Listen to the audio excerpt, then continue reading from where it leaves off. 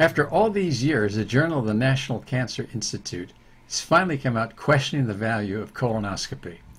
In all these years, we've been recommending them starting at age 50, unless there's a reason to do them sooner, and doing them every 5 to 10 years thereafter.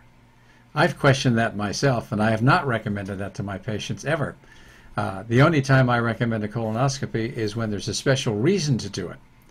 And I think that there may be other times with family history that may also contribute to wanting to do a colonoscopy.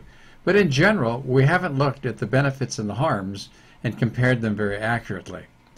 And there's some controversy about what's the right thing to do. But when they come out and say that this is something that they should be taking a second look at, you know that what's happened is this has become a business. And when you have the American College of Gastroenterology and the National Comprehensive Cancer Network nonetheless recommending it on a regular basis, I think what we're looking here is more of the business of medicine than we are in the service of medicine.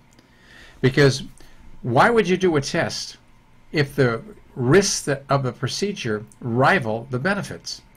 About 1 in 200 people who have a colonoscopy are going to get a benefit from it. They're going to find something that's useful. Maybe they're going to find a big polyp, maybe they'll find an early cancer, might save a life. Another 1 in 200 are going to have a complication from it. They're going to have a complication like a perforation or a bleed that's going to require being in the hospital and getting transfused with blood. That's a big deal. If you look at it in another way, if people who are fit and they're exercising on a regular basis, the chances of finding a cancer probably drop to 1 in 300 or 1 in 400. And if you look at vitamin D on top of that, it may be 1 in 500 if vitamin D levels are normal. So the whole idea of doing regular colonoscopies on everybody who's asymptomatic, I think, is a wrong thing to do. And I'm happy to see that the Journal of the National Cancer Institute has finally come out and questioned that. We know that the colonoscopy is an excellent tool when there's a problem. If you have GI bleeding, gastrointestinal bleeding, or you have some kind of symptoms in your belly, yeah, by all means, think about a colonoscopy as part of that diagnostic workup, because it's in those people where you're going to find the problems. And if you do, you may save a life. There's also this business of doing what's called a virtual colonoscopy. And that's where you can avoid doing the risk of doing a colonoscopy, and that's a good thing. But you're also exposing your body to a lot of radiation, and if you find something, you're going to have to go back and do a colonoscopy anyway. So I think it's a test that was very short-lived. It was promoted, of course, by the radiologists, who did very well by ordering the test, but its actual benefit is a big deal. Further, the colonoscopies often miss the right-sided cancers, and they also lead to too many biopsies.